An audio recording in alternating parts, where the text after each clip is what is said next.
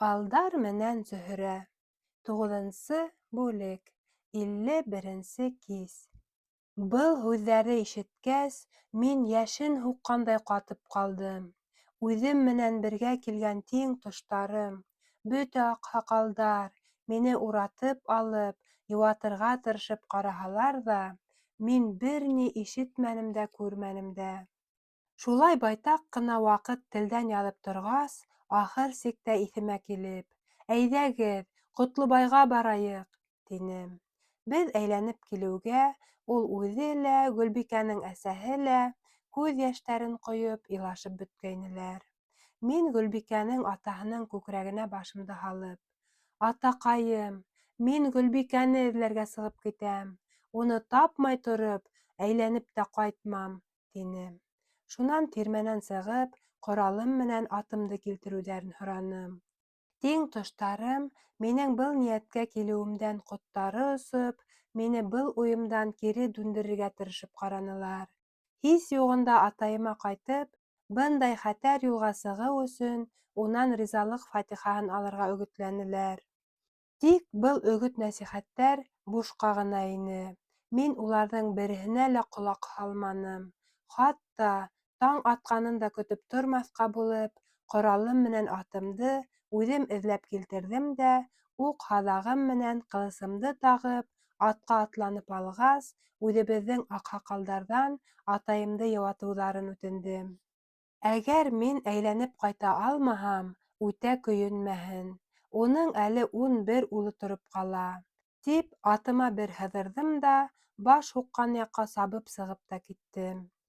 Ай туп-тулы булғанлыҡтан, төн яп-яҡты ине.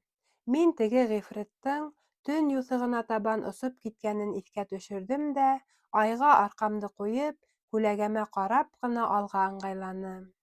Төнө буйы барып, көн тыуғанын бөтөнләй ете ят ерҙә ҡаршыланым.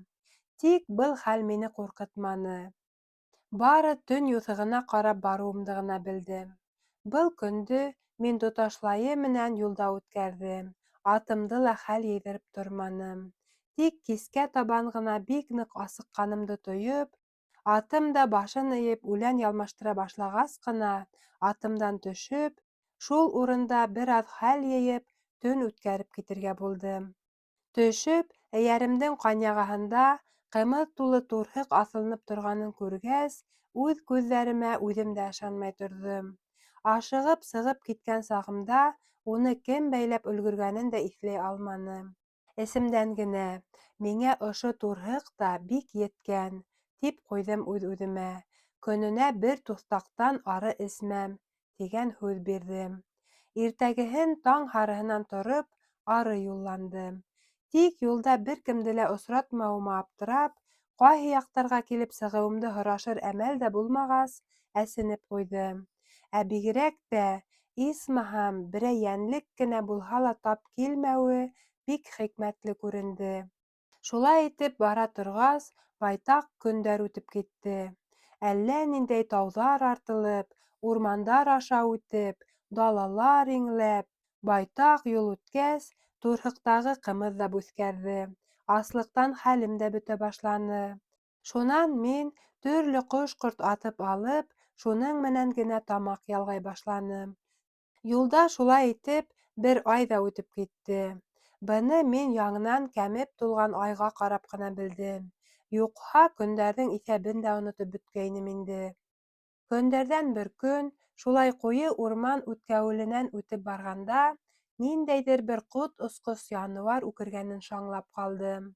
Тирә-яғыма күҙ йөрөтөп ҡараһам да, урман шырлығы аша бер ни ҙә күреп булмай ине. Ә януар үкергән тауыш һаман яҡынайып килгәндәй булды. Әллә мин үҙем уға яҡынайып килдемме икән, белмәйем. Урман үткәлеүенән үтеп, бер аҡланға барып сыҡһам, бығаса күҙ күрмәгән, ҡолаҡ ишетмәгән тамашаға килеп юлыҡтым. Аҡлан уртаһында бер арыҫландың ҡанатлы йылан менән алышып ятҡанын күреп, иҫем китте.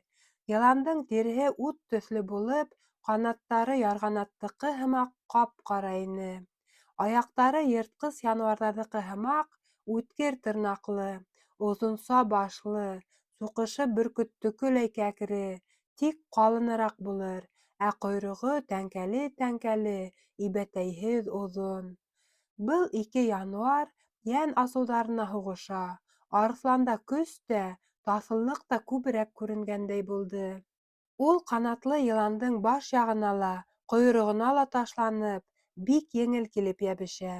Ҡанаттарын ҡарар ерендә ҡалдырмай, тырнаҡтары менән өҙгөләп бөтөргән. Тегеһе ҡанатын елпеп ҡараһа ла, һауаға күтәрелә алмай, артҡы аяҡтарына ғына баҫып, алғы аяҡтары менән арыҫланды эләктереп ала ла, уның тиреһен һыҙырғылай, бигерәк тә үткер тәңкәле ҡойроғо менән дөмбәҫләй. Арыҫлан быны тырнаҡтары менән сыйғылаһа ла, йыландың тиреһе тәңкәләр менән ҡапланғанлыҡтан, аҡтарып уҡ ала алмай йөҙәне. Мин был алышты ситтән генә күҙәтеп, януарҙар батшаһы булған Арыҫланды ҡыҙғанып та ҡуйҙым. Унан ҡапыл Гөлбикәмде алып киткән батырҙың шундай уҡ ҡанатлы йыланға атланған булыуын хәтерләп, һаҙағымдан уғымды һурып алдым да, быларға яҡыныраҡ йүгереп барып, йыландың мөнтәлеп бөткән ҡанатына атып ебәрҙем. Ҡанат аҫтында бының тәңкәләре юҡтыр бәлки, тип уйланым. Уҡ уның тәненә, бөлдөргөһөнә саҡлы барып ҡаҙалғас, имәнес йылан һикереп үк ебәрҙе. Шул арала мин уның икенсе яҡ ҡанатына ла атып өлгөрҙөм. Шөкәтһеҙ ғифрит, мине күреп ҡалып, өҫтөмә ташланырға ғына иткәндә, Арыҫлан бының ҡойроғонан тешләп ергә сүктергәйне, мин атымдан төшә һалып, ҡылысымды һелтәй-һелтәй йыландың үҙенә ҡаршы ташландым. Үҙем дә белмәйем, нилектәндер, «Кит, Арыҫлан, кит! Мин аны үҙем үлтерәм!» тип ҡысҡырып ебәргәс, Арыҫлан әҙәм һүҙен аңлағандай, ситкә янтайҙы. Мин йүгереп барып, йыландың башына сабып ебәрҙем. Башы ҡап уртаға ярылып китте. Шулай ҙа йылан миңә ҡойроғо менән һуғып өлгөрҙө. Тик ҡойроғоноң аяҡтан йығырлык көсө ҡалмағайны инде. Икенсе һелтәүҙә мин уның муйыны менән алғы аяҡтарын ҡуша сабып өҙҙөм. Арыҫлан, үҙенең дошманын үлтергәнде күреп, минең эргәмә килде. Иркәләнеп аяҡ аҫтыма ятып, аяҡтарымды ялай башланы. Мин был януарҙар батшаһына яҡшылык эшләгәнем өсөн эстән генә һөйөнөп тә ҡуйғандай булдым. Уның ялдарынан һыйпап, яраларынан ҡанын һөртөп алдым. Турһығымда һыу барлығын иҫләп, яраларына һыу бөрктөм. Арыҫлан быға шул тиклем ҡәҙер-хөрмәт белдергәндәй, аяҡ аҫтымда ураланып, бөтә йәне-тәне менән рәхмәт әйтергә иткән төҫлө ине. Турһыҡтағы һыуҙы Арыҫландың яраларына һибеп бөтөргәс, мин йыландың емтеген утта үртәмәксе булып, атымды үлән утларға ҡушып ҡуйҙым да, урмандан ҡылысым менән ваҡ ағастарҙы ҡырҡып килтергәс, Арыҫлан да минән күрмәксе, урман ситендәге ҡоро ағастарҙы көслө аяҡтары менән тумырырға тотондо. Унан мин үрләтеп ебәргән усаҡҡа әллә күпме ҡоро утын килтереп ауҙарҙы. Был тамашаны ғәжәп итеп ҡарап торҙом.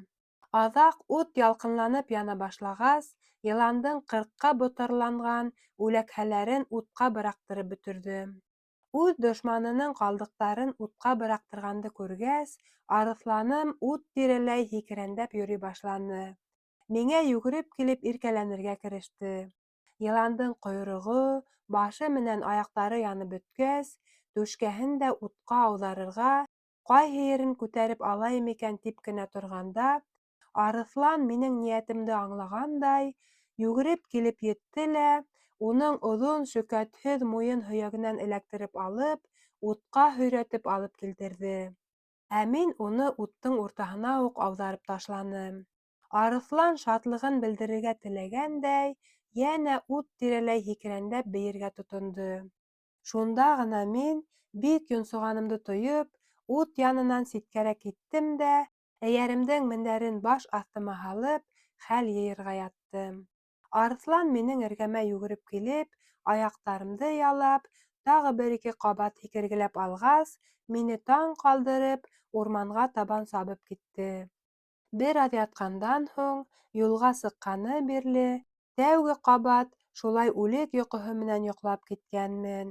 Уянып күҙемде асһам, Арыҫланым мин тороуға урмандан йәш кенә бер ҡоралай тотоп килтереп ҡуйғайны. Ҡоралай әле тере ине.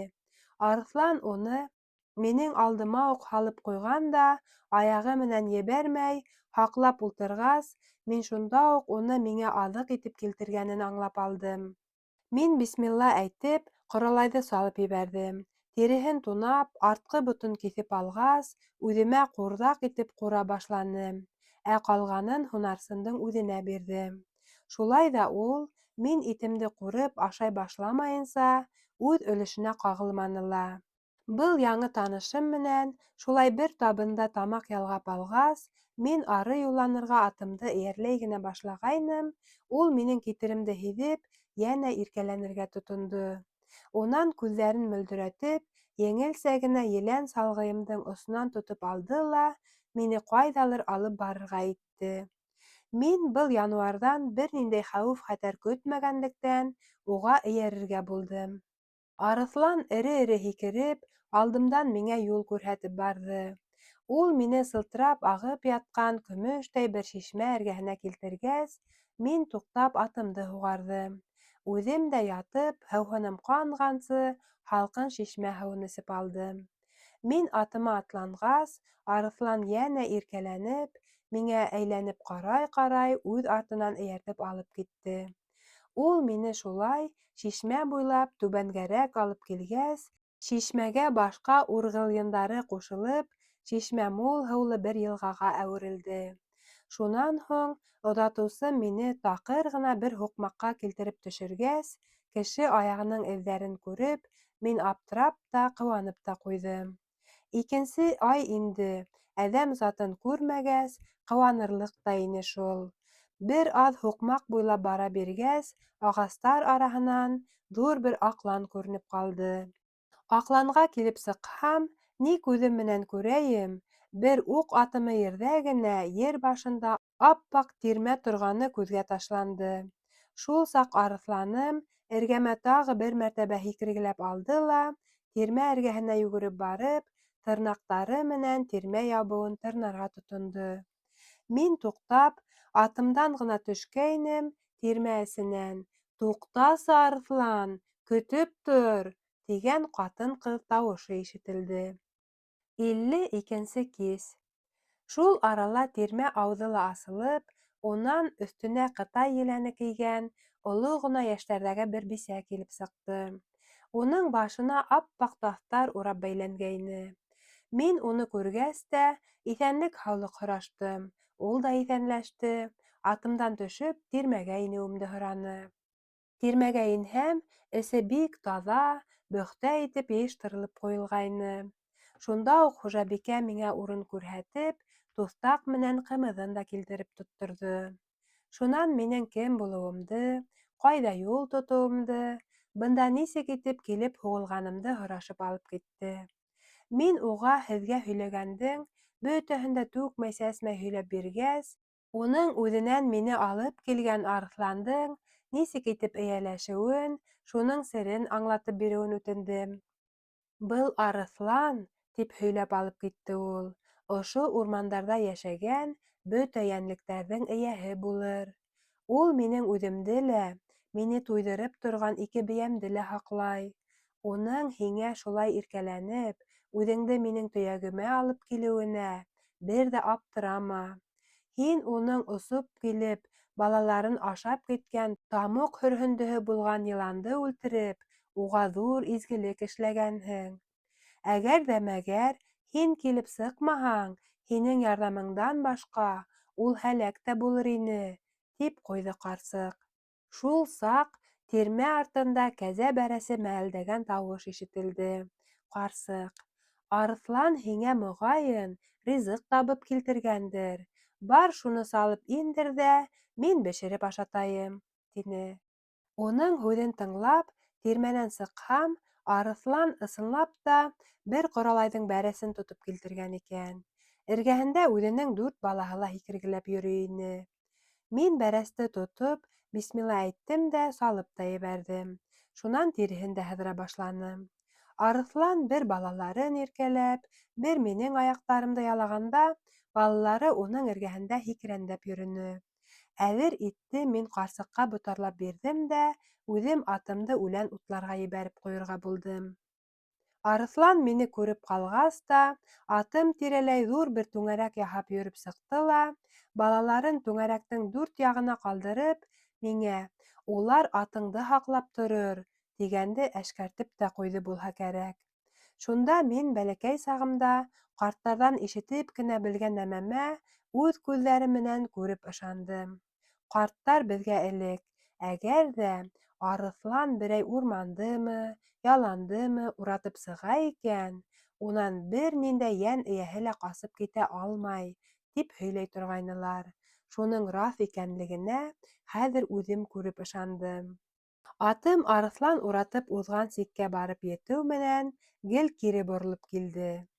Арыҫлан менән уның балаларына һоҡланып ҡарап торған арала хужабикә миңә итен дә бешереп өлгөргән икән. Мине тирмәһенә саҡырып индерҙе лә алдыма табаҡ менән ит килтереп ултыртты, ә үҙе ситтәнерәк урын алды. Мин унан ниңә улай минең менән бергә ашамағанын һорағас, үҙенең күптән үк инде бер ниндәй ҙә итте ауыҙына алмай, тик ҡымыҙ менән генә туҡланып йәшәгәнен әйтте. Шунда үҙе миңә лә ҙур бер туҫтаҡҡа мөлдөрәмә тултырып, ҡымыҙ ҡойоп бирҙе. Мин шулай ашап-эсеп алған арала, ул ҙур туҫтаҡҡа һыу ҡойоп, алдыма ултыртты ла, һыуға бағып, үҙенең дәғүәт доғаһын уҡырға кереште. Оҙаҡ ҡына уҡығандан һуң, яңынан һыуға бағып, миңә күҙ һирпеп алды ла, ашап бөткәнемде күреп, «Туйҙыңмы һуң, балам?» тип һораны. Мин ныҡ туйғанымды белдереп, һый-хөрмәте өсөн рәхмәттәр әйтеп, атымды ҡарап килергә тип сыҡмаҡсы ғына булғайным, ул мине «Сабыр итеп тор, батыр» тип туҡтатты ла. «Ултыр ҙа башта мин әйткән һүҙҙәрҙе шаңлап ҡал», тине. «Йыланды үлтереп, арыҫланымды ҡотҡарып ҡалыуың менән һин миңә ҙур изгелек күрһәттең, улым. Ул мәлғүн тере ҡалған булһа, арыҫланымды ботарлап ташлап, миңә лә көн күрһәтмәҫ ине. Игелек ерҙә ятып ҡалмай, ул игелегеңдең әжерен үҙең дә күр. Шуға ла мин серле китабымды асып, һыуға бағып, һине алда ниҙәр көткәнен әйтеп бирергә булдым.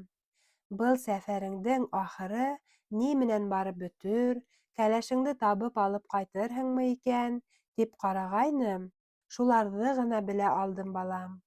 Юлыңда һин ҙур михнәттәргә тарып, изге пәйғәмбәребеҙҙең ярҙамы менән генә был бәләнән ҡотолоп сығырһың. Ахыр сиктә үҙеңдең кәләшеңде табып, һау-сәләмәт илеңә әйләнеп ҡайтырһың. Хәҙер инде, Аллаға тапшырып, сәфәреңде ары ҡылһаң да ярай. Арыҫланым һине Урал тауы һырттарына саҡлы оҙатып барыр, шунан да ары бармаҫ. Тип юрағас, мин ҡарсыҡҡа өмөтлө һүҙ әйтеп кинәндергәне өсөн рәхмәт уҡыным да, тирмәнән сығып, атымды ауыҙлыҡлап, атланып та алдым. Ә ҡарсыҡ минең китергә торғанымды күреп, «Хуш, батыр, Хызыр Ильяс сәфәреңдә юлдаш булһын», тип теләк теләп ҡалды. Арыҫлан миңә юл күрһәтеп алдан сабып китте. Мин шулай уның артынса көнө буйы барҙым. Көн кискә һарҡып, күҙ бәйләнә башлағас ҡына ҡуналҡаға туҡтап китергә булдым. Арыҫлан миңә юл күрһәтеп алдан сабып китте. Мин шулай уның артынса көнө буйы барҙым. Көн кискә һарҡып, күҙ бәйләнә башлағас ҡына ҡуналҡаға туҡтап китергә булдым. Ә арыҫлан йәнә атым менән мине уратып, үҙен сәкәртәләп сыҡҡас, эйәремдең мендәрен һалдырып, йоҡларға ятҡанымды күрҙе лә, минән ситкәрәк китеп, үҙе лә серем итеп алырға булды.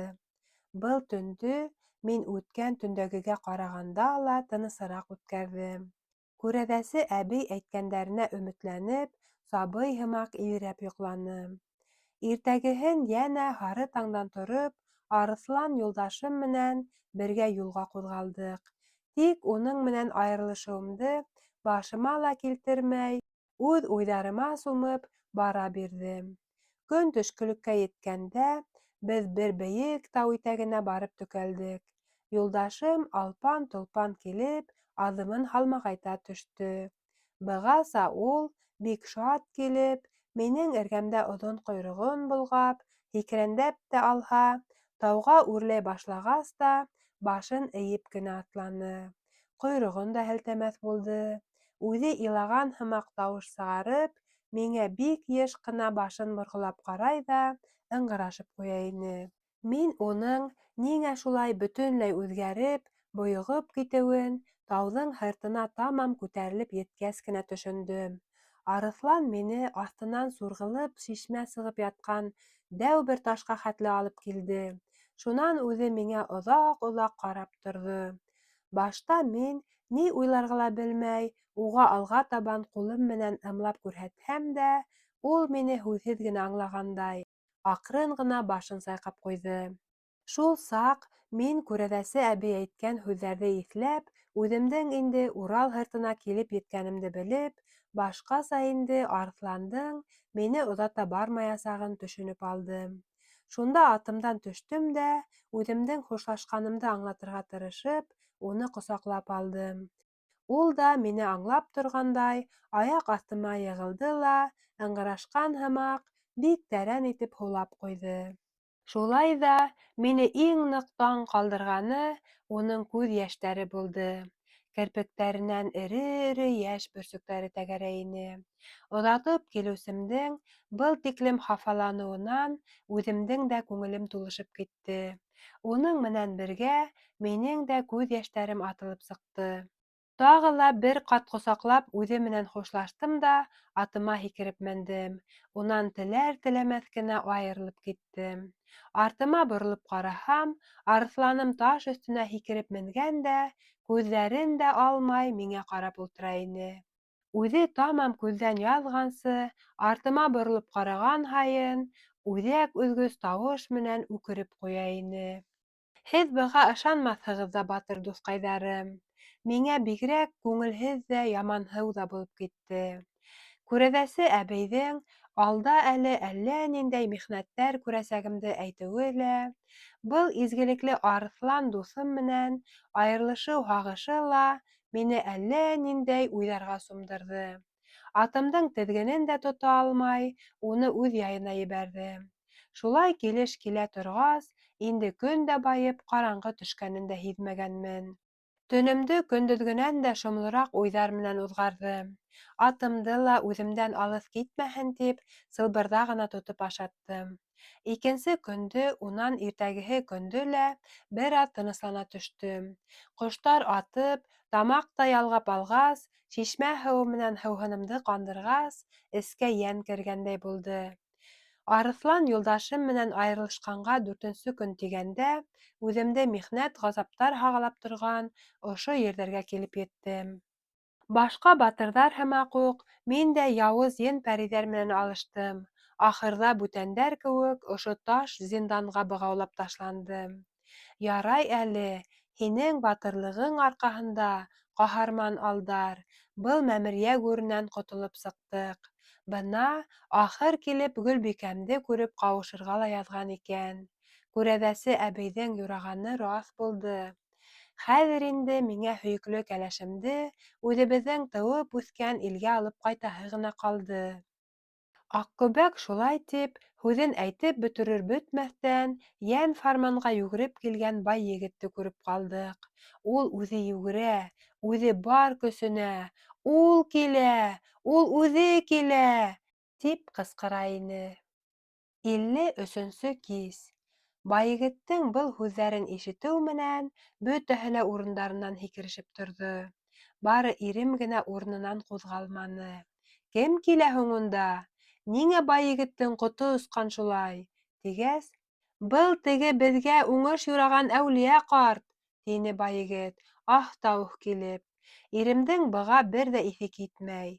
«Әүлиә булһа ни булған? Әйҙә, рәхим итһен», тигәс, беҙ бөтәбеҙ ҙә уға ҡаршы сыҡтыҡ. Ул инде беҙгә яп-яҡын ғына ине. Алдар менән бөтәбеҙ ҙә, ҡулдарыбыҙҙы күкрәктәребеҙгә ҡаушырып, баштарыбыҙҙы эйеп торҙоҡ. Ул беҙҙе ошо кеселекле хәлдә күреп, сәләм бирҙе лә: Иҫән һау ғынамыһығыҙ, мосолмандар? Тип һораны. Унан иремә яҡыныраҡ килеп: Һине, Алдар, еңеп сығыуың менән ҡотлайым.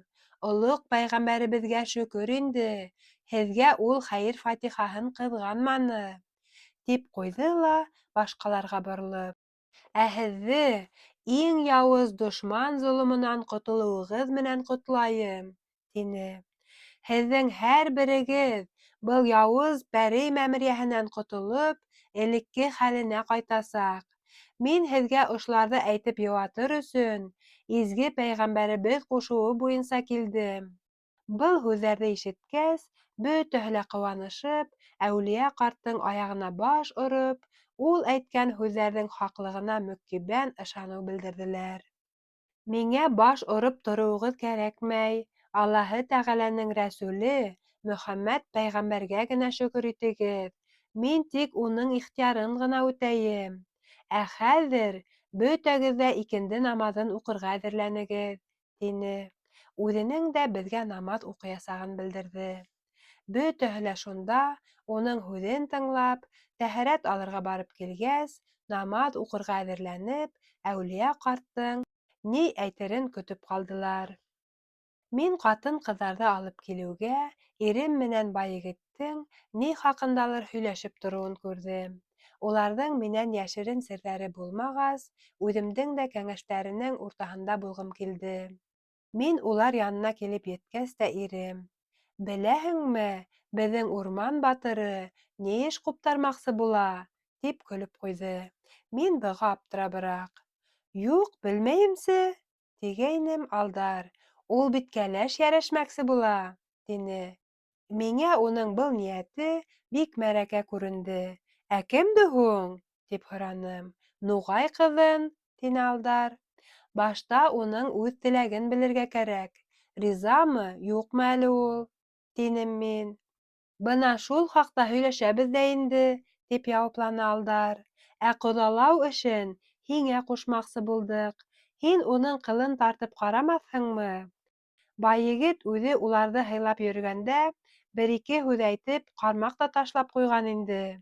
Шулай булғас, Зөһрәм, һин мине тыңла. Беҙ намаҙ уҡырға барғанда, үҙ эшегеҙҙе бөтөргәс тә, Гөлбөҫтанды ситкәрәк алып китеп, үҙе менән һөйләшеп ҡара әле. Ирем шулай тип һүҙен әйтеп тә бөтмәне, Әүлиә ҡарт намаҙға саҡырҙы. Алдар менән Байегет ир-ат янына китте. Ә мин, ирҙәр кейемендә булһам да, Әүлиә ҡарт йә белеп ҡуйыр тип, үҙебеҙҙең зат эргәһенә ашыҡтым. Шулай итеп, бөтә ҡатын-ҡыҙ ир-ат ҡоронан айырым йыйылып, уларҙың намаҙ уҡый башлағанын көтөп торҙоҡ. Шунда беҙ Әүлиә ҡарттың бәләкәй генә ҡалҡыулыҡҡа сығып баҫҡанын, ә батырҙарҙың көтөүселәр, башҡа тотҡондар менән бергә уның алдына теҙелешеп торғанын күрҙек. Уларҙың намаҙы байтаҡҡа һуҙылды. Етмәһә, Әүлиә ҡарт намаҙҙан һуң вәғәз дә уҡыны. Мин намаҙҙары бөткәс, улар эргәһенә барып, Әүлиә ҡарттың нотоғон тыңлап торорға булдым. Ул батырҙар менән башҡаларҙың уртаһында баҫып торған килеш, былай тип һүҙ башланы: «Минең хәҙер һеҙгә үҙегеҙҙең хаҡ мосолмандары хаҡында ата һымаҡ хәстәрлек күргән олоҡ пәйғәмбәребеҙҙең һуңғы ихтыярын ғына еткерәһем ҡалды. Был тотҡонда интеккәндәрҙең Гөлбөҫтан менән Таңһылыуҙан башҡа бөтәһе лә үҙ илдәрен ҡайтып күрәсәктәр. Ә үҙ илдәренән айырылған был ике бисара күргән ғазаптары хаҡына бәхеттәрен бында табып, ике батырға кәләш булып ҡаласаҡ. Һин мине ишетәһеңме, Батыр Зөһрә? Уларҙың береһе һинең ярҙамсың булған Урман батыры Байегеткә сығасаҡ, ә икенсеһе Муйнаҡ туғаны Ҡарабай батырҙың хәләл ефете буласаҡ. Уларҙың шулай ситтә ҡалыры тыуған саҡта уҡ тәҡдирҙәренә яҙып ҡуйылған, тине. Шул саҡ Әүлиә, Мерәс ҡартты күреп ҡалып, уны үҙ янына саҡырҙы. Мерәс ҡарт уның аяғына килеп йығылғас, Әүлиә уға: «Яуыз пәрейҙең мәғәрә һаҡсыһы булһаң да, һин аяғыңа баҫ», тип торорға ҡушты. «Һин хәҙер изге пәйғәмбәребеҙҙең шәфҡәтенә ирештең, ҡылған гонаһтарыңды ғәфү ителгәнгә һана.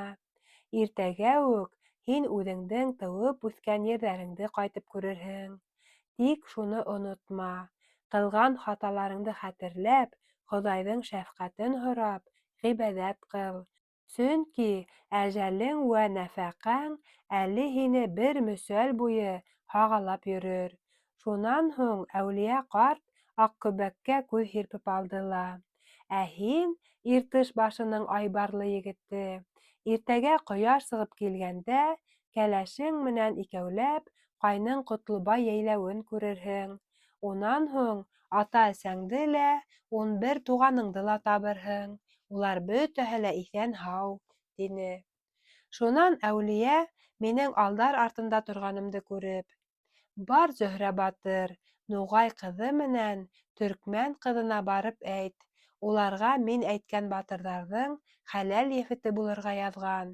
Шуны үҙҙәре белеп торһондар», — тине. Мин уның был һүҙҙәрен ҡыуанып ҡабул иттем. Ҡатын-ҡыҙҙар төркөмөнә барһам, Гөлбөҫтан менән Таңһылыу башҡа әхирәттәренән айырылып бер ситтәрәк ултыралар ине. Мин һеҙгә, ҡәҙерле ҡунаҡтарым, шуны әйтергә лә онотҡанмын. Гөлбөҫтандың бай егеткә сығырға ризамы, юҡмы икәнен һорашырға өлгөрмәгәйнем. Яндарына килгәс: «Ни хаҡында серләшәһегеҙ былай?» тигән булдым. Шунда улар икеһе бер юлы: «Ах, Зөһрә батыр, бөгөн беҙ икебеҙ ҙә бер үк төш күрҙек. Икебеҙгә лә илгә әйләнеп ҡайтырға яҙмағандыр, күрәһең», — тинеләр. «Ниндәй төш күрҙегеҙ һуң?» — тип аптыраным мин. «Һөйләп бирегеҙ улайһа». Шунан Гөлбөҫтан төшөн һөйләп бирҙе. «Мин былай тип күрҙем», — тине ул. «Бынау Әүлиә ҡарт мине ҡулымдан етәкләп алды. Имеш, тим, беҙҙе һыйлап йөрөгән анау бай егет исемле егет алдына килтереп: «Бына был ҡыҙ һинең кәләшең булыр», — тине. Мин шунда Гөлбөҫтандан көлөбөрәк: «Ә һуң батыр үҙе шат инеме быға?» тип һораған булдым. Бик шатланған һымаҡ ине, ҡыуанысынан хатта Әүлиәнең аяғына йығылды, — тине Гөлбөҫтан ҡыҙара биреп. «Ә һин кейәүеңдән ҡәнәғәт инеңме һуң?» тип һорағас ул: «Әлләсе», тип ҡулдары менән йөҙөн ҡапланы. Мин шунда бының яҡшыға булыуын уйлап, дуҫым бай егеткә: «Ул да һине оҡшатҡан», тип әйтергә ҡарар итеп ҡуйҙым. Шунан Таңһылыу ҙа ниндәй төш күргәнен һөйләне. Мин яңғыҙым ошо Әүлиә ҡарт эргәһендәрәк баҫып торам, имеш, тим. Ә ул әллә ни саҡлы ирҙәр араһынан оҙон буйлы, ҡап-ҡара һаҡаллы бер батырҙы саҡырып сығарҙы ла миңә күрһәтеп: «Бына һиңә, Ҡарабай батыр, ошо Төркмән ҡыҙы кәләш булыр. Үҙ илендә бәхетһеҙ булһа ла, һинең менән бәхетле йәшәр», — тине. Мин был ике ҡыҙҙың да күргән төштәрен тыңлап, аптырашымдан шаҡ ҡатып торҙом. Шулай бер аҙ өндәшмәй торғас: «Ысынлап та, юрағанығыҙ һеҙҙең тап килгән. Әле генә мине ул изге ҡарт һеҙ һөйләгән батырҙарға кәләш булырға тәҡдирҙәрегеҙгә яҙылғанын әйтеп ебәрҙе.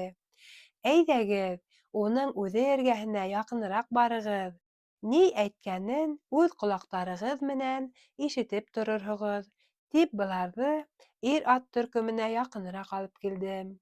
Уларҙың төшөн алдарға һөйләп бирергә тип, уның янына ғына атлағайным, шул мәлдә Әүлиә ҡарт Ҡарабай менән бай егеткә: «Батырҙар, үҙегеҙҙең кәләштәрегеҙ янына барығыҙ, ана тора улар», тимәһенме.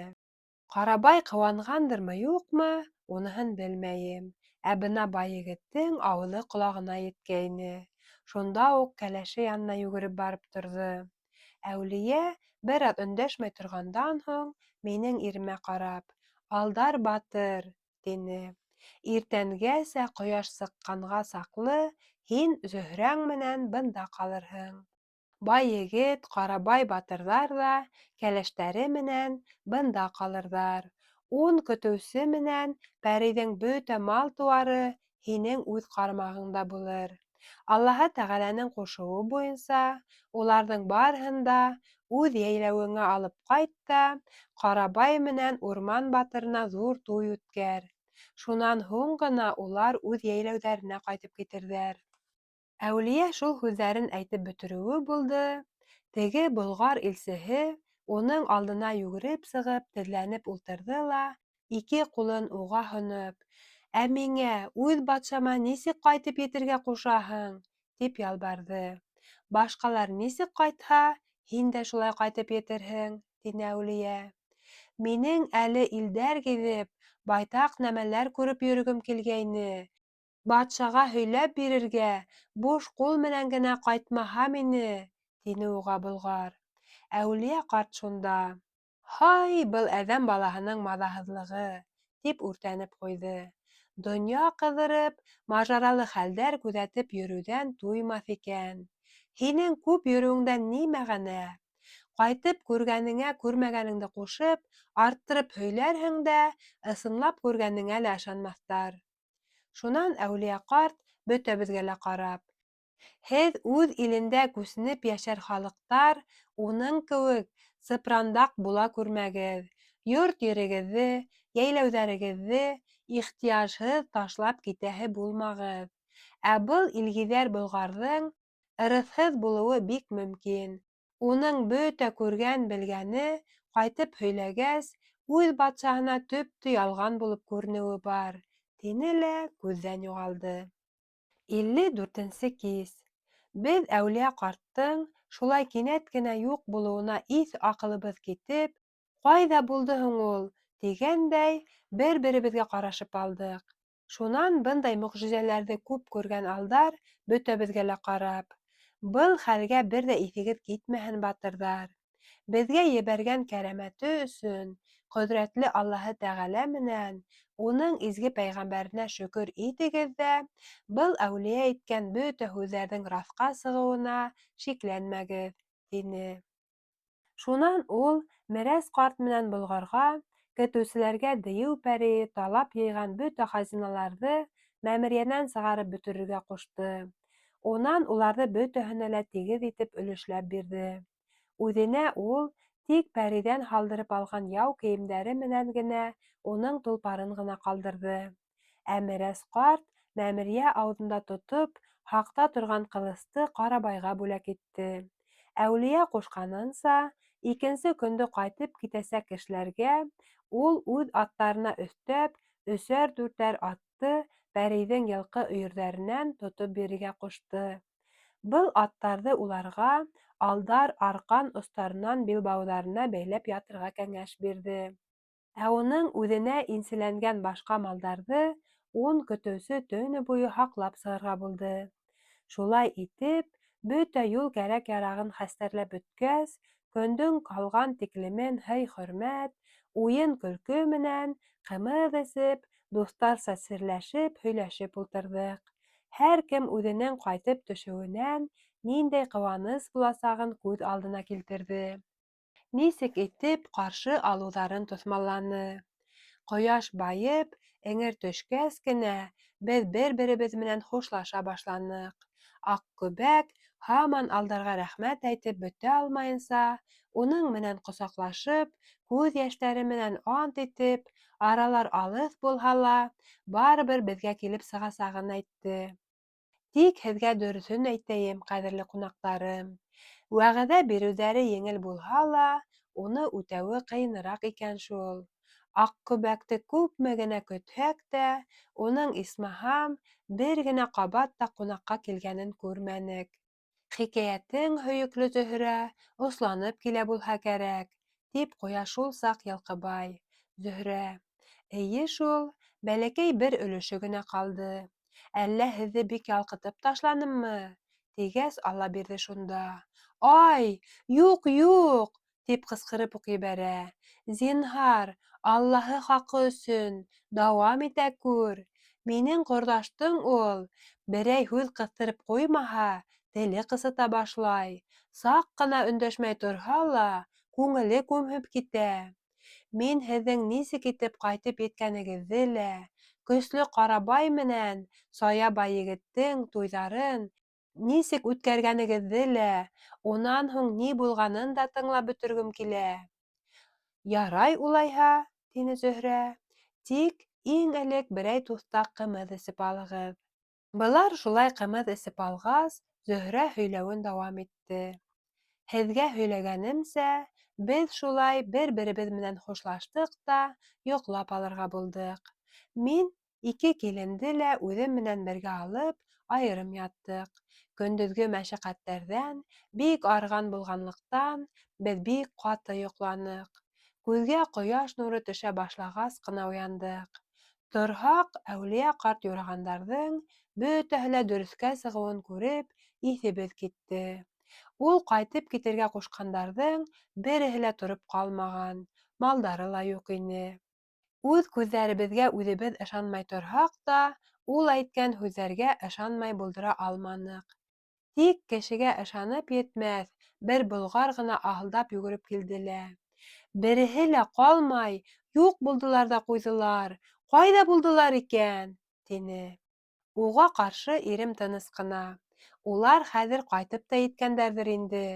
Әгәр теләгән булһаң, һин дә ҡайтып еткән булыр инең», — тип яуапланы. Аһ, Батыр, дөрөҫөн генә әйткәндә, мин ул ҡартҡа ышанманым. Беҙҙең Болғар батшаһы һарайында уның ише тәҡүә ҡарттарҙы мин бик күп күрҙем. Көн һайын 5 ваҡыт намаҙҙарын ҡалдырмаһалар ҙа, торғаны менән алдаҡсы була торғайнылар, тигәс, ирем, Болғарҙың һүҙҙәрен ҡырт киҫеп: «Һин үҙегеҙҙекеләрҙе генә алдаҡсыға һана», — тине. Ә беҙгә килеп, пәйҙә булғаны ундайҙарҙан түгел. Үҙ күҙҙәрең менән күрә тороп, уға тағы тел тейҙерәһе булһаң, уның ҡәҙерен белмәүең, бәдбәхетлегең өсөн үҙеңде яңынан мәмерйәгә ябып, таш менән ҡаплап ҡуйырмын. Был һүҙҙәрҙе ирем бик ҡаты итеп әйткәс, Болғар бөтөнләй ҡойолоп төштө, алдарҙың аяғына йығылды. «Эй һин, әшәкейән, һарай әһеле!» — тип мыҫҡыллап әйтте ирем. «Тор ҙа, ана атыңды эйәрлә». Шунан һуң беҙ ҙә, аттарыбыҙҙы эйәрләп, юлға сығырға йыйына башланыҡ. Шул арала уңған бай егет ашарға ла әҙерләп өлгөргән. Тамаҡ ялғап алғас, пәрейҙән ҡалған мөлкәтте аттарға артмаҡлап, уйын-көлкөлө һүҙҙәр һөйләшеп, юлға сыҡтыҡ. Бер-беребеҙ менән үҙебеҙ күргән хәлдәр хаҡында һөйләшеп, алдар менән мин, кәләштәре менән кейәүҙәр гел генә алдан барҙыҡ, ә беҙҙең арттан малдарҙы әйҙәп көтөүселәр килде. Бер көн буйы дөм ҡара урман эсенән барҙыҡ. Теге Болғар юл буйынса Болғар батшалығы, бай батшаның үҙе, таш һарайҙары, уларҙың алтын-көмөш йыһаздары хаҡында һөйләп, беҙҙе албырғатып килде. Ул тағы ярандарының батшаны нисек ололоҡлауҙарын, уның бихисап сиреүен, батырҙарын, улар араһында үҙенең ниндәй батыр булғанын, Болғар батшаһының бер мәл уны хатта ғәскәр башлығы итеп ҡуйғанын, күрше халыҡтарға яу асып, уларҙы тар-мар иткәнен, дошман ғәскәренең башлығын үҙ ҡулдары менән үлтергәнен һөйләне. Ул быларҙы үҙен иң батыр яугирҙәрҙең береһе итеп күккә күтәреп, мөккибән китеп тәфсирләп бирҙе. Тап шул ваҡыт арттан көтөүселәрҙең ҡысҡырған тауышын ишетеп туҡтап ҡалдыҡ, ә ирем Болғарҙың үҙ батшаһы хаҡында һөйләгәне кеүек итеп: «Мин һиңә артта ниндәй шау-шыу ҡупҡанын белеп килергә ҡушам», тигәс, Болғар үҙенең маҡтаныуҙарынан айнып та етмәй, тауыш сыҡҡан яҡҡа сабып та китте. Шул ике арала беҙ малдарҙың нимәнәндер өркөп, беҙгә табан эркелешеп килеп сыҡҡанын күреп ҡалдыҡ. Шуның артынса сабып килгән Болғар ҙа күренде. Уны ҡот осҡос бер айыу баҫтырып килә ине. Айыу уны ҡыуып етте лә, атының арт һанынан эләктереп алып, ергә ауҙарҙы. Ә Болғарыбыҙ, атынан төшә һалып, атын ботарларға керешкән айыуға атаһы урынға, ҡобараһы осоп, йән-фарманға беҙгә табан йүгереп килә. үҙе ярҙам һорап ҡысҡыра ине. Шунда ул, абынып китеп, тәкмәсләп барып төштө. Айыу талағандай, ҡолаған ерендә һаман ҡото осоп үкеренә бирҙе. Был күренеш беҙгә көлкө тыуҙырҙы. Әммә Муйнаҡ туғаны Ҡарабай шул саҡ атынан һикереп төштө лә, ҡылысын һурып алып, туп-торо айыуға ҡаршы йүгерҙе. Ә айыу, уның йүгереп килгәнен күреп, артҡы аяҡтарына алсайып торҙо. Ҙурлыҡҡа теге мин үлтергән аҡ айыуҙан бер ҙә ҡайтыш түгел ине. Шулай ҙа көслө Ҡарабай бындай януарҙар менән алышып өйрәнгәс, айыуҙы үҙенә яҡын да килтермәй, бер һелтәүҙә үк уның бер аяғын сабып өҙҙө, икенсе киҙәнеүҙә башын яра сапты. Беҙ уның эргәһенә килгәс, ул иремә табан әйләнеп: «Мин һинең бүләгеңде һынап та ҡараным, Алдар батыр. Был ҡылыс миңә төҫ бирерлек», — тип ҡуйҙы. Беҙ бер-бер артлы уның батырлығын, таҫыллығын маҡтаныҡ.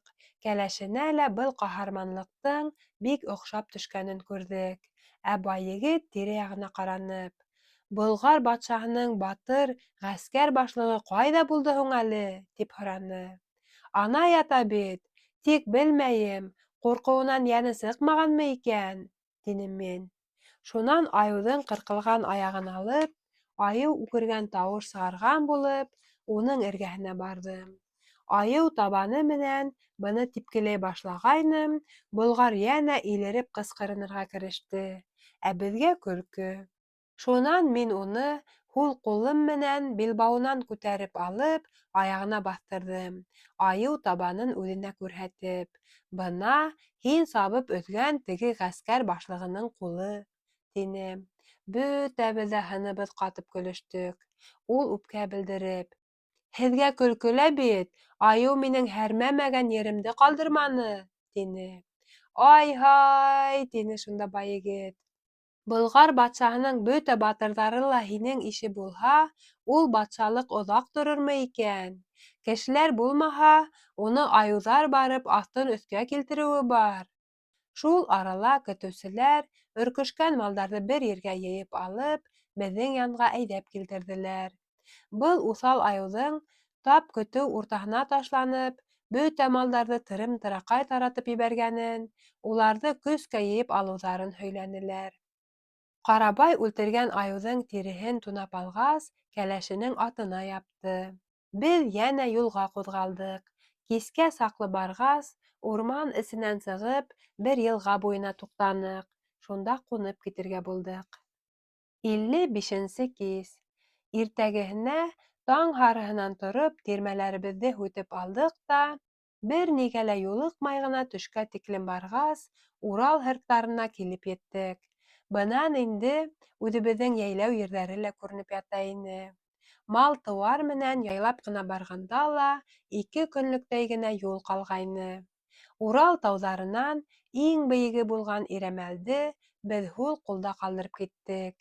Ирем беҙгә бөтә тау-йылғаларҙың исемен әйтеп, 7 ырыу йәйләүлектәренең сиктәрен күрһәтеп килде. Беҙҙең йәйләү Яйыҡтың түбән юҫығында. Яҡшы атта барғанда, бынан 2 көнлөк юл өҫтөндә ята. Йәйләүлектәребеҙ ҡола ялған булғанлыҡтан, мал көтөүгә бик уңайлы. Беҙ унда иртәгә һуңға төшкә барып та етербеҙ инде, — тине. Шулай бара торғас, 3-нсө көндө алыҫта икһеҙ-сикһеҙ дала йәйрәп ятҡанын, ә дала буйлап көтөү-көтөү малдар юшап йөрөгәнен күрҙек. Был ил бары Алдарҙың үҙенә генә билдәле булғанлыҡтан, ул беҙгә Яйыҡ буйындағы төрлө ауылдарҙы күрһәтеп, һәр береһенең аҡһаҡалдарының исеме менән атап әйтә барҙы. Бер аҙ бара биргәс, көтөүселәр ҙә күренде. Алдарҙы юғалтыу миңә шундай ауыр хәсрәт һалды. Әле булһа, унан арына алмайым. Элек уның менән бергә ғүмер иткән саҡтар ни тиклем йәнгә рәхәт булһа, хәҙер шул тиклем күңелһеҙ, яманһыу. Хәйер, уны иҫкә төшөрөп, ҡайғымды яңыртып тормайым инде. Ярай, ары тыңлағыҙ. Шулай итеп, Беҙҙең эргәнән сабышып барған йәш елкенсәк егеттәр араһында беҙ юлды дауам иттек. Улар уйнап, көлөп, бер-береһен аттарынан тартышып килделәр.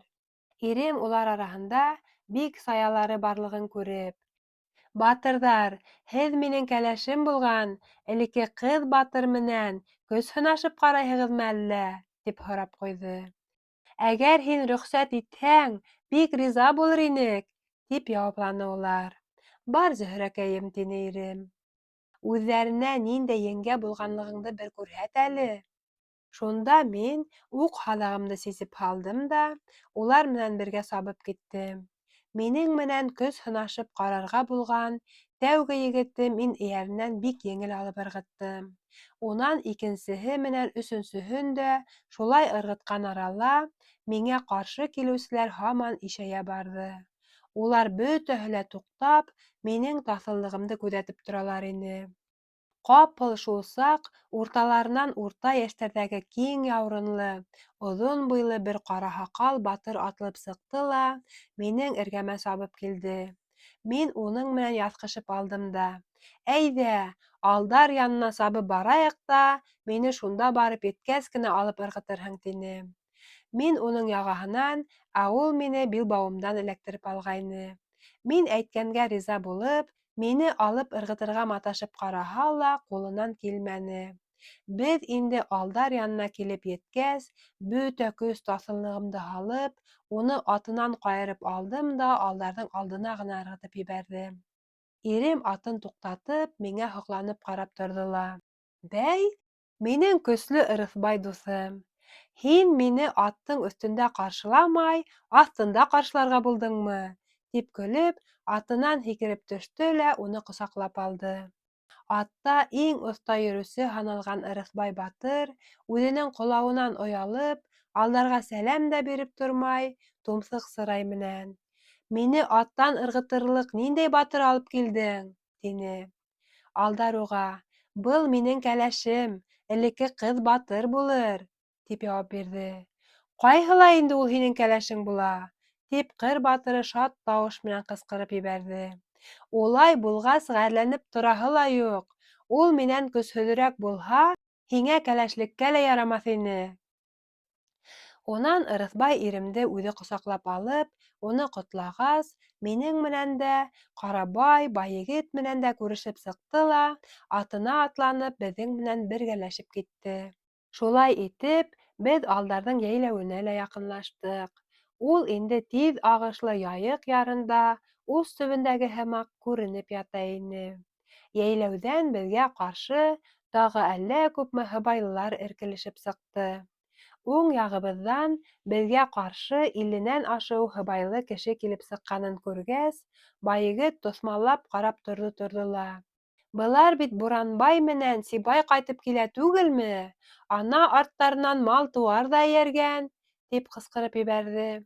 Шунан үҙе етәкләп алған пәрей толпарын Ҡарабайға тоттора һалып, улар ҡаршыһына елдереп китте.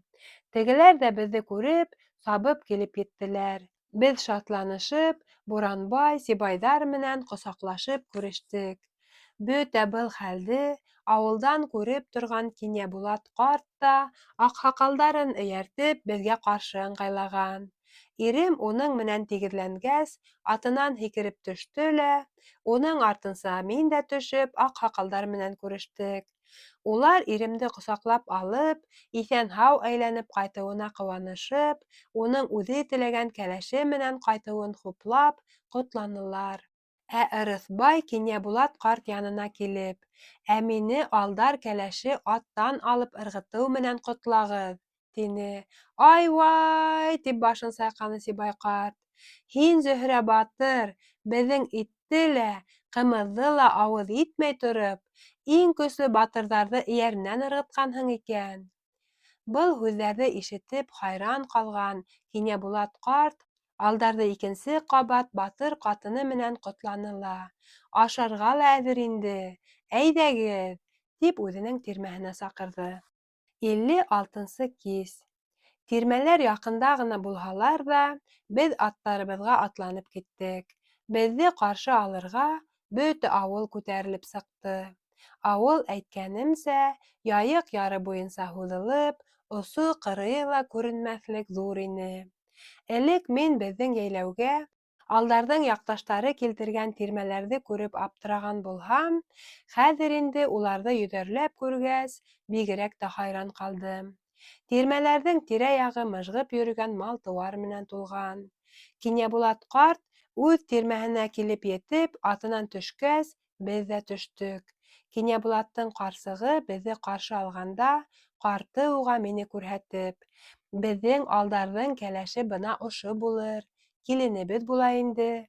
Әйҙә, әхирәттәре менән бергә тирмәңә саҡыр, ә мин алдар менән уның дуҫтарын үҙемдекенә алып инәйем», — тине. Тирмәгә ингәс, мин бөтә ерҙә лә бөхтәлек, таҙалыҡ күрҙем. Урындарға төрлө төҫтәге балаҫтар йәйеп ҡуйылған, ә тағараларға төрлө ҡатын-ҡыҙ кейемдәре, ҡашмауҙар эленгән. Беҙ ултырышып та өлгөрмәнек, тирмәгә әллә күпме ҡыҙ-ҡырҡын килеп тулды. Уларҙың һәр береһе минең менән иҫәнләшеп, килен булып төшөүем менән ҡотларға кереште. Ҡайһылары беҙҙең нисек ҡайтып етеүебеҙҙе белергә теләп: «Иҫән-һау ғына ҡайтып еттегеҙме? Юлда ул-был нәмәгә осраманығыҙмы?» тип һорашырға тотондолар. Мин уларға һөйләй генә башлағайным, шунда ит ҡуйылғанын да килеп әйттеләр. Хужабикә урынынан тора һалып, мине етәкләп тә алды, ә әхирәттәренде бүтәндәре етәкләне. Тирмәнән тышҡа сыҡҡас, мин ике ергә балаҫтар йәйелеп, улар өҫтөнә төрлө тәмле-татлы ашамлыҡтар ултыртып ҡуйылғанын күрҙем. Урындың береһе ир атҡа, икенсеһе ҡыҙ-ҡырҡын өсөн ине.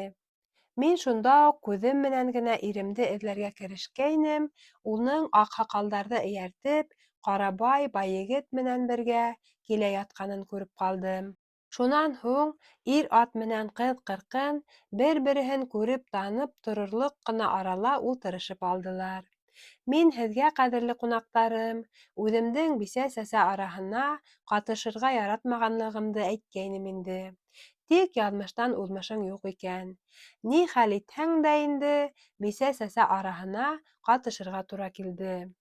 Уларҙың береһе йылыһыу менән таҫтамал тотоп килде лә, мин ҡулдарымды сайҡап алғас, Таңһылыу менән Гөлбаҫтан да, башҡалар да шулай иттеләр. Тәүҙә беҙҙе бик һимеҙ һарыҡ ите менән һыйлағас, унан түңәрәкләп киҫелгән ҡаҙы килтереп ултырттылар. Бының артынса ғәҙәттәгесә ҡымыҙ эсеү башланды. Шулай ашап-эсеп ултырғансы, байтаҡ ваҡыт үтеп китте. Беҙ урындарыбыҙҙан торошҡанда, ҡояш инде кискә һарҡый башлағайны. Мин ҡулымды сайҡап, хужабикәгә һый-хөрмәте өсөн рәхмәт әйтеп торғанда, ирем менән хужаның үҙе лә беҙгә килеп етте. Кинйәбулат ҡарт: «Ашап туйҙыңмы инде, ҡәҙерле киленкәйем?» тигәс, мин уға рәхмәт әйттем. Шунан ул ҡатынына боролоп: «Ҡара әле, Балдыбикә, Алдар батыр йәш кәләше менән үҙ тирмәһенә китер, ә һин килендең ике әхирәтен дә үҙ яныңа ал. Туйға саҡлы улар һинең менән йәшәп торһондар», тигәйне, йәш килендәр оялышып, йөҙҙәрен еңдәре менән ҡаплай һалған булдылар. Унан улар хужабикә менән китеп барҙылар, ә мин алдарым менән тороп ҡалдым. Ул мине гел ир-ат араһында ғына күреп өйрәнгәнлектән, мине улар эргәһенә алып китте. Ә улар, алдарҙың минең менән килгәнде күргәс, бөтәһе лә беҙҙең янға килеп, һәр береһе минең йөҙөмә ҡарап алырға тырыша ине. Һүҙ тынып торған арала, улар иремдән юлда ниндәй хәлгә тарыуыбыҙҙы һорашҡас, ирем уларға: «Дуҫҡайҙарым, һеҙ минең күп һөйләргә яратмағанлығымды үҙегеҙ ҙә белеп тораһығыҙ. Әле бигерәк тә һеҙҙең иҫән-һау булыуығыҙҙы күреп, шатланып бөтә алмаған саҡта, мин һеҙгә ни хаҡында ла һөйләргә белмәйем», тип кенә ҡуйҙы. Шулай булғас, мин хәҙер һеҙгә шундай бер тел биҫтәһен табып бирермен. Ул һеҙгә аҙна буйы һөйләһә лә, һөйләр һүҙе бөтмәҫ уның. Өҫтәүенә, ул күргәненә күрмәгәнен дә ялғап ебәрер. Ул шундай ҡыҙыҡ әкәмәт нәмәләрҙе күреп, һөйләп бирер өсөн генә донъя ҡыҙырып йөрөй. Шул саҡ алдарҙың артында ғына: «Мин әҙер ул, теләһәң хәҙер үк һөйләргә ҡуш!» тигән тауыш ишетелде. Ирем артына боролоп ҡарағайны, теге болғарҙы күрҙе лә: «Хәҙергә сабыр итеп тор, Болғар батшаһының олуғ илсеһе. Һин уларға иртәгә лә, унан һуң да һөйләп өлгөрөрһөң, ә бөгөнгә бер аҙ ял итеп алырға кәрәк», — тип ҡуйҙы. Шул саҡ беҙҙең эргәгә килеп еткән Ҡарабай менән Байегетте күреп, уларға: «Дуҫҡайҙарым, әйҙәгеҙ, минең менән киттек.